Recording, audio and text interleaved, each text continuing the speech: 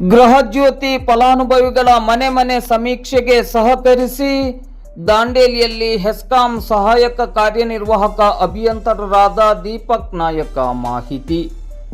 ಗೃಹಜ್ಯೋತಿ ಯೋಜನೆಯ ಪಾರದರ್ಶಕತೆಯನ್ನು ಕಾಪಾಡಲು ಮತ್ತು ದುರ್ಬಳಕೆಯನ್ನು ತಡೆಯುವ ನಿಟ್ಟಿನಲ್ಲಿ ಫಲಾನುಭವಿಗಳ ಮನೆ ಮನೆ ಸಮೀಕ್ಷೆ ಹಾಗೂ ಪರಿಶೀಲನಾ ಕಾರ್ಯವನ್ನು ಹೆಸ್ಕಾಂ ಇಂದಿನಿಂದ ಪ್ರಾರಂಭಿಸಿದ್ದು, ಸಾರ್ವಜನಿಕರು ಈ ಸಮೀಕ್ಷಾ ಕಾರ್ಯಕ್ಕೆ ಸಹಕರಿಸುವಂತೆ ಹೆಸ್ಕಾಂ ಕಾರ್ಯನಿರ್ವಾಹಕ ಅಭಿಯಂತರರಾದ ದೀಪಕ್ ನಾಯಕ ಅವರು ವಿನಂತಿಸಿದ್ದಾರೆ.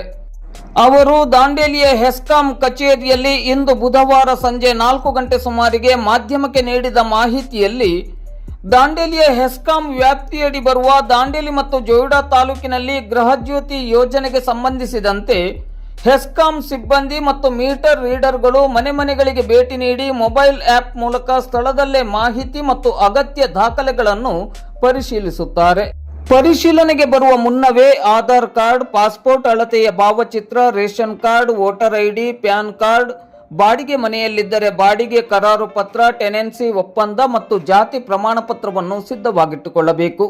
ಈ ಪ್ರಕ್ರಿಯೆಯು ಅಧಿಕೃತ ಹೆಸ್ಕಾಂ ಸಿಬ್ಬಂದಿಯ ಭೇಟಿಯ ಮೂಲಕವೇ ನಡೆಯುವುದರಿಂದ ಸಾರ್ವಜನಿಕರು ಈ ಸಂದರ್ಭದಲ್ಲಿ ಸಂಪೂರ್ಣ ಸಹಕಾರ ನೀಡಬೇಕೆಂದು ದೀಪಕ್ ನಾಯಕ್ ಅವರು ಮನವಿಯನ್ನು ಮಾಡಿದ್ದಾರೆ.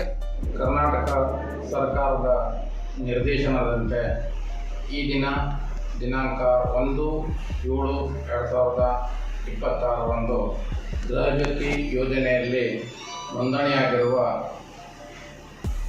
ಮಾಹಿತಿಯನ್ನು ಪರಿಶೀಲಿಸಲು ಮತ್ತು ಹೆಚ್ಚುವರಿ ಮಾಹಿತಿಯನ್ನು ಪಡೆಯಲು ನಮ್ಮ ಹೆಸ್ಕಾಂ ಸಿಬ್ಬಂದಿಗಳು ಗೃಹಜ್ಯೋತಿ ಫಲಾನುಭವಿಗಳ ಮನೆಗೆ ಬರುವರಿದ್ದು, ಅವರಿಗೆ ಈ ಕೆಳಗೆ ತಿಳಿಸಿದ ಮಾಹಿತಿಯನ್ನು ನೀಡಲು ವಿನಂತಿಸಿದೆ.